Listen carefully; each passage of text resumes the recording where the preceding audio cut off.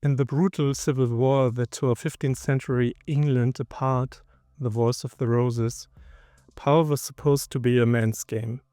Kings and lords settled their ambitions on bloody battlefields. But behind the scenes, women were often playing a much smarter and far more dangerous game, especially two of them. One was a queen whose stunning beauty, her ice-cold eyes, and scandalous marriage put her at the very center of power. The other was a devout mother whose relentless dedication to her son's future would ultimately command armies and bring down a king. They started out on opposite sides, Elizabeth Woodville, the White Queen of the House of York, and Margaret Beaufort, the unwavering matriarch of the Lancastrian cause. These two women knew each other, navigating the same treacherous court.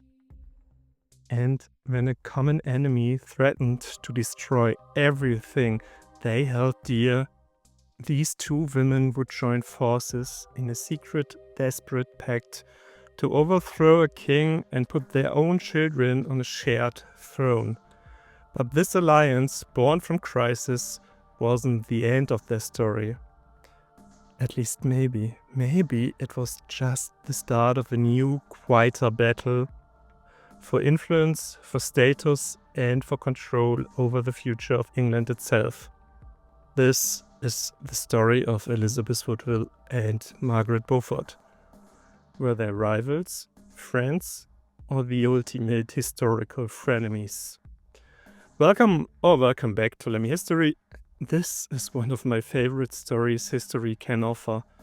It has so much. Two mothers on opposite sides of a civil war. One, a queen who snagged her crown with a shocking secret marriage. The other, a pious survivor whose goals evolved from securing her son's safety to seizing the crown itself. They were dynastic rivals who served together in the same court, locked in a struggle for England. But when a man both had to see as a tyrant threatened both their families, these formidable women forged an unlikely, dangerous alliance. But their triumph wouldn't last. Elizabeth Woodville and Margaret Beaufort were one powerful mother too much. So it at least seemed. To get their relationship, you first have to understand the two worlds they came from. Worlds defined by the White Rose of York and the Red Rose of Lancaster. Before they were allies, before they were even rivals, they were just two women on totally different paths, their lives dictated by the violent whims of men and war. So first up, Elizabeth Woodville. Born around 1437, her family was respectable, but not exactly top tier. Her mother was a dowager duchess with royal blood, but her father was a mere knight, and the Woodvilles were seen as social climbers. Elizabeth had a beauty that was almost mythical. She first married a Lancastrian knight, Sir John Grey, and had two sons. But their life was shattered when Sir John was killed fighting for Lancaster, leaving Elizabeth a young, penniless widow. Her future looked grim, but then she had a fateful meeting with the new Yorkist king, Edward IV. The young, handsome king was completely smitten. Edward was supposed to make a grand political marriage in Europe. Instead, in 1464, he secretly married Elizabeth Woodville. We have talked about this marriage a lot on this channel. So for here now, this must suffice. The marriage was an absolute scandal. The old nobility sneered at Elizabeth and her huge, ambitious family, who were suddenly showered with titles and marriages. They called her the White Queen, but it was a name often dripping with contempt. Elizabeth, however, was more than just a pretty face. She gave the king 10 children, including 2 crucial male heirs, securing the succession. Well, at least everyone thought that. She was a savvy political player working tirelessly to cement her family's place at the heart of the Yorkist court. Her entire world depended on one thing: the absolute success of her husband. Now, let's flip the chessboard over to Margaret Beaufort. Her story is one of single-minded focus, born from trauma. Born in 1443, Margaret had somewhat of a claim to the throne through the House of Lancaster. At just 12, she was married to Edmund Tudor. Within a year, Edmund was dead, leaving a 13-year-old, 7 months pregnant Margaret a widow. The birth that followed was agonizing and nearly killed her. But she survived, and so did her son, a boy she named Henry Tudor. From that day forward, Margaret Beaufort's life had one driving purpose: her son Henry. For years, this wasn't an ambition for the throne. Her primary goal was to secure his safety and his return from exile. She navigated the treacherous political landscape with a series of smart marriages, most notably to the cunning Thomas Stanley, a man who was a master at playing both sides. Outwardly, Margaret was a model of piety and submission. Inwardly, she was a brilliant strategist. For years, she actively sought conciliation with King Edward IV, hoping he would allow her son to return home safely. Her efforts brought her right into the heart of the Yorkist king, where she served as a lady-in-waiting to Queen Elizabeth Woodville herself. For nearly 2 decades, the goals of these two women were conflicting, but not in direct opposition to each other. Elizabeth Woodville needed a stable Yorkist throne for her sons. Margaret Beaufort needed to negotiate with that same throne for her son's future. Her own claim was the one of her son as well. After the death of Henry VI in 1471, Henry Tudor was the de facto heir of the House of Lancaster. It didn't mean a lot during that time, but it was enough to deem him a threat. Henry had escaped into exile together with his uncle Jasper.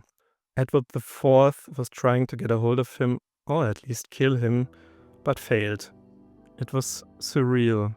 He was negotiating with Margaret Beaufort about the return of a man who could be a rival to his family and who he tried to kill. But at the same time, Margaret was at court and served his wife faithfully. Elizabeth Woodville knew Margaret for years as a trusted servant. And why shouldn't she? For years, it looked like Elizabeth had won.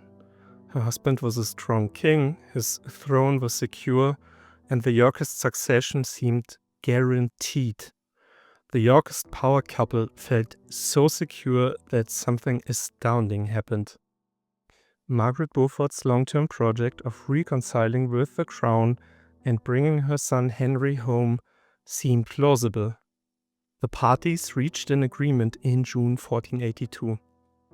We don't know why they didn't follow through, but it didn't matter anyway. In the spring of 1483, everything changed in an instant. That April, at just 40 years old, King Edward IV died unexpectedly. His death threw the court into chaos. His heir, now King Edward V, was only 12. A power vacuum opened up and the boy's uncle, Richard, Duke of Gloucester, stepped right into it. Richard was named Lord Protector, tasked with governing until his nephew was old enough to rule. Claiming he was protecting the young king from the Woodville's influence, Richard intercepted the king's procession to London. He arrested Elizabeth's brother and her son from her first marriage, Richard. Sensing a coup, Elizabeth grabbed her other children and fled into the sanctuary of Westminster Abbey, a holy place where the king's law couldn't touch them. It was a desperate move from a woman watching her world fall apart. Richard of Gloucester moved the young King Edward V into the Tower of London. He then convinced Elizabeth to release her youngest son from sanctuary to join his brother. With both nephews now in his custody, Richard played his final card. Bishop Robert Stillington claimed he had witnessed a secret marriage contract between Edward IV and another woman before he married Elizabeth. The devastating implication? The marriage to Elizabeth was invalid. All of her children were illegitimate. The path was now clear for Richard to be declared the rightful king. He ascended the throne as King Richard III. For Elizabeth, it was an unimaginable catastrophe. Her marriage was a fraud. Her daughters were bastards. Her 2 sons, the princes in the tower, were prisoners of the man who stole their crown. As the summer of 1483 dragged on, the boys were seen less and less, until they disappeared completely.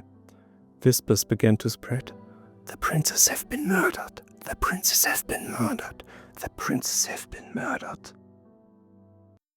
This brutal usurpation created something that had never existed before. A common enemy for Elizabeth Woodville and Margaret Beaufort. Elizabeth, stripped of everything, now wanted only 2 things: safety for her remaining family and revenge. For Margaret, her entire strategy of working with the Yorkist establishment was shattered. The new king had declined her ask for letting Henry return. But Richard's ascension had made the Lancastrian option appealing to people who would never have considered it before. The stage was set for one of the most improbable alliances in English history. In late 1483, 2 worlds of grief and ambition began to secretly connect. Inside Westminster Abbey, Elizabeth Woodville mourned her sons and plotted vengeance. Not far away, Margaret Beaufort saw her life's goals suddenly and radically change. Richard III had turned these 2 women into desperate allies. The conspiracy that brought them together was a masterclass in spycraft. The crucial link between them was likely a man they both trusted, Dr. Louis Carleon, a physician who attended both women. He was the perfect go-between, shuttling messages between the sanctuary and Margaret's household. Discovery would have meant a swift execution for treason, at least for Margaret. Slowly, a breathtakingly bold plan took shape. Margaret proposed that her son, Henry Tudor, would sail from France with an army. He needed the legitimacy of the House of York to help with his weak claim to the throne, and Elizabeth Woodville held the key. She agreed to promise her eldest daughter, Elizabeth of York, in marriage to Henry. The bride-to-be probably agreed herself as well. She was 17 years old by now, almost the same age her father had when he ascended. This was a stroke of genius. With her brothers presumed dead, Elizabeth of York was the senior Yorkist heir. A marriage to Henry Tudor wouldn't just be a wedding. It would be the literal and symbolic union of the Red Rose of Lancaster and the White Rose of York. It promised to finally end the Wars of the Roses. The message to disgruntled Yorkists was clear. You don't have to abandon your White Rose to support Henry. You can have both. With the pact sealed, they brought in another powerful ally, the Duke of Buckingham. He had been Richard III's right-hand man, but turned on the king for reasons we still debate. He agreed to raise an army in Wales to support Henry Tudor's landing. In October 1483, the rebellion launched. It was a complete disaster. A massive storm prevented Henry's fleet from landing. Buckingham's forces got bogged down in torrential rain. Richard III's army moved fast and the rebellion collapsed. Buckingham was captured and executed. The fallout was severe. Richard III now knew Margaret was plotting against him. She was declared a traitor and stripped of her titles and lands, placed under house arrest in the custody of her husband, Lord Stanley. This Lord Stanley convinced the king he had no idea what his wife was up to, which managed to save her life somehow. Elizabeth Woodville, still trapped in sanctuary, saw her marriage officially declared void. The failure was a crushing blow, but the seeds of Richard's downfall had been planted. On Christmas Day 1483, in a cathedral in France, Henry Tudor swore a public oath to marry Elizabeth of York as soon as he won the crown. The alliance between Elizabeth and Margaret was now public. The two mothers, through their shared desperation, had created a cause that was bigger than either of their families. They had set the stage for one final, decisive battle. 2 years later, in August 1485, Henry Tudor landed in Wales. On August 22nd, on a field near Market Bosworth, his army met the much larger royal force of Richard III. At the crucial moment, Margaret Beaufort's husband, Lord Stanley, and his brother William Stanley committed their troops to Henry's side. The tide turned. Richard III was killed and the Plantagenet dynasty was over. The Tudor Age had begun. I recommend my 4-part series about the conflict between Richard III and Henry VII to get all the details. Back to the new monarch. Henry VII was crowned king, and as promised, he married Elizabeth of York. The grand plan, hatched by two desperate mothers, had succeeded. They had ended the civil war and founded a new dynasty. But as the dust settled, their relationship had to change. They were no longer co-conspirators. They were now the most powerful women in the kingdom besides the new queen. They were the queen's mother and the king's mother. A new, quieter game of power was about to begin. It quickly became clear who had the upper hand. Margaret Beaufort, after a lifetime of careful maneuvering, stepped into the spotlight. She adopted the grand unheard-of title, My Lady the King's Mother. At court, she often took precedence over the former Queen Elizabeth Woodville. She also struggled to be treated then less as her daughter-in-law. Margaret even signed her name Margaret R. The R for Regina, the Latin word for queen. A right usually reserved for a reigning monarch. To this day, people try to argue that the R could also be short for Richmond. Margaret was the Countess of Richmond after all. However, the single R was a clear symbol for royalty. Elizabeth Woodville, a queen for nearly 2 decades, was now in a lesser role. This must have been a tough pill to swallow. We get a glimpse of the court tensions from foreign ambassadors. The Spanish envoy, Pedro de Ayala, who loved to gossip, reported that King Henry was much influenced by his mother. Another account claimed Elizabeth of York was kept in subjection by her mother-in-law, painting a picture of a woman jealously guarding her influence. This didn't mean that Elizabeth Woodville didn't have her moments in the spotlight. When Henry's and Elizabeth of York's first son Arthur was born, it was the Queen's mother who became the godmother of the heir to the throne. Margaret Beaufort was not even present during the baptism. This tension seemed to culminate in 1487. Elizabeth Woodville had to surrender her estates and retired to Bermondsey Abbey. Was she forced to do this? Or did she do it voluntarily? Historians are still discussing it today. Let's say she was forced to do it.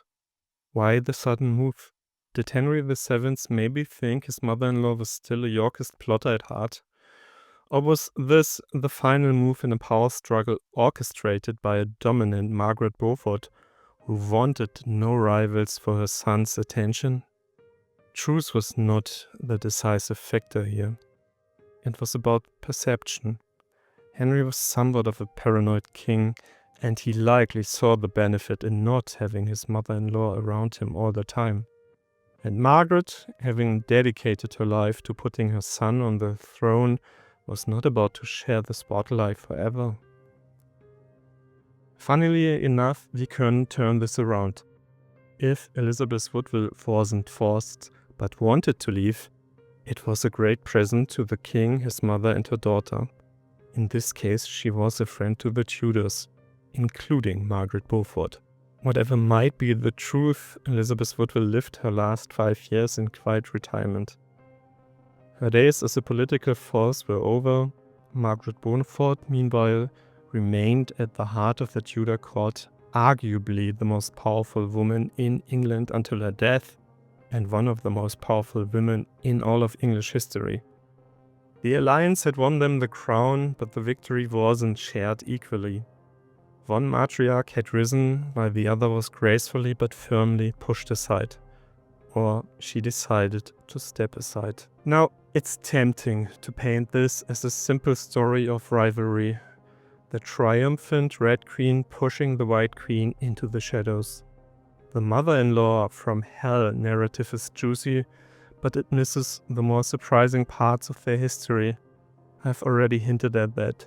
Beyond the competition for status, there's evidence of a pragmatic partnership that lasted. Elizabeth Woodville visited the court frequently after her retirement. They may not have been best friends, but they were bound by something stronger. They shared a past and an investment in the Tudor dynasty. Their children were married and their grandchildren were the heirs to the throne. The security of the new regime was everything to both of them. Their prior relationship at court meant they had a working dynamic to fall back on. Their relationship was a state of balance born from mutual interest. So, back to the big question. Were Elizabeth Woodville and Margaret Beaufort rivals, friends, or frenemies? The truth, as it so often is messy. Calling them friends might be too much, at least in the modern sense of the word. Their alliance was born from cold, hard calculation, not affection. They were pragmatists driven by fierce maternal ambition and pure survival instinct. But calling them simple rivals doesn't work either. For that one crucial, history-changing moment, they were the closest of allies, risking everything together. Their secret pact was the very foundation the Tudor dynasty was built on, an alliance made between two women who knew each other from the heart of the royal court. The modern term frenemies is probably the closest we can get. It captures the blend of alliance and opposition, cooperation and competition that defined their relationship. They were two sides of the same dynastic coin. Elizabeth provided the Yorkist legitimacy and the princess who would unite the kingdom. Margaret provided the Lancastrian claimant, the strategic genius and the relentless drive that saw them to victory. They both respected each other. Margaret could have pushed to be at Arthur's baptism. She didn't. Elizabeth, as I said, was welcomed back to the court many times after retiring to the abbey. It was never any scandal. What their story really shows us is the incredible power women could wield in a world that tried to deny them any. They couldn't lead armies, but they moved them. They couldn't vote in council, but they shaped its decisions. Together they ended one of England's most devastating wars, overthrew a king, and founded a dynasty that would produce some of England's most famous and infamous monarchs, including their grandson Henry VIII and great-granddaughter Elizabeth I. They were the architects of the Tudor age, two incredible matriarchs whose complex dance of rivalry and necessity shaped a nation. If you enjoyed this look into the Wars of the Roses, be sure to like this video and subscribe for more stories about history's most compelling figures. So what's your take? Were they rivals to the end, or allies who found a way to coexist? Let us know your theories in the comments below. Oh, and by the way, did you know I am writing a historical novel? You find a link in the description giving you access to the first 100 pages for free. I would be really glad to hear what you think. Thanks for watching. Bye.